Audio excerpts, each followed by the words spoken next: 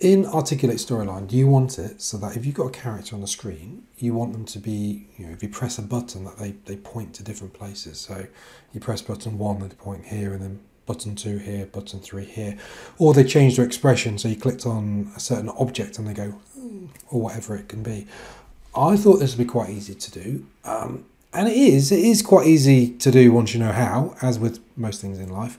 But it took me a little bit of effort to work out how to do it in the first place. So anyway, watch the video. I'll show you how to do it. Don't forget to subscribe to the channel. It helps. Thank you very much. Like, comment, and all that type of stuff. But mainly subscribe.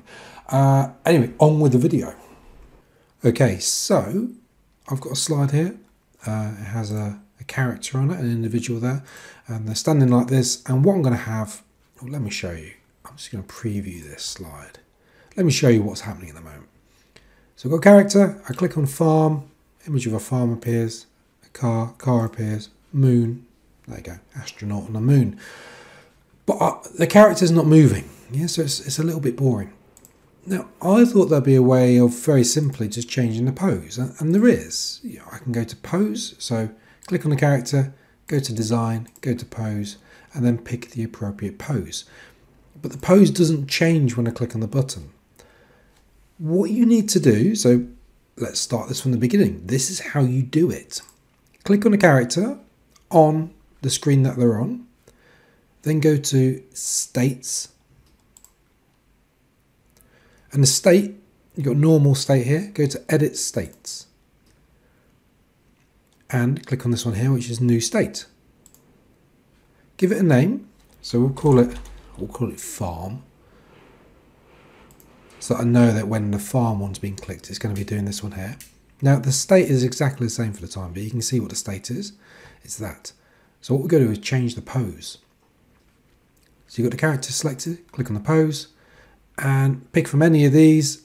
I will pick this one here. I'll go to insert, and there we have it. What I want to do though, I want to do it for car and moon as well. So click on the new state. One for car, click add. Once again, I'm going to change the pose. Pick that one there. I'll create a new state again. Click on a new state, and we're going to do it for moon. That's what it was. Moon, click add.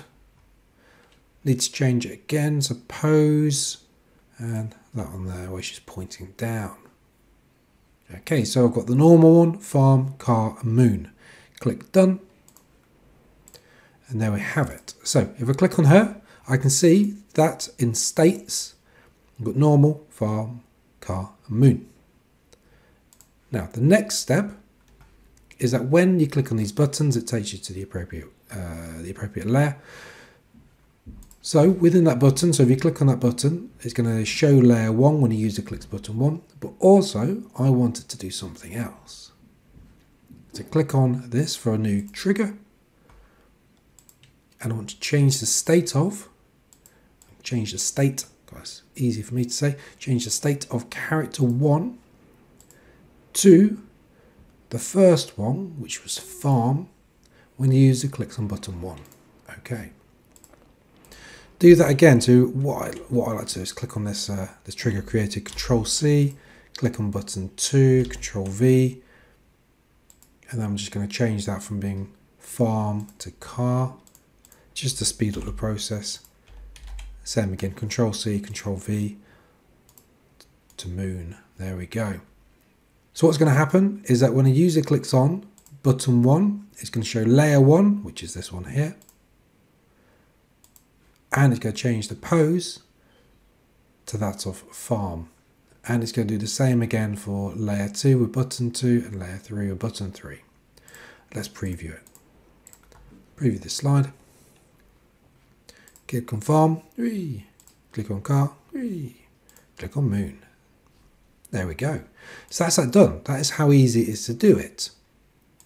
But it wasn't perfect. So something you will need to bear in mind, if I click on this character, go to states, something to notice is that the character moves a bit, they get a bit bigger, they get a bit smaller.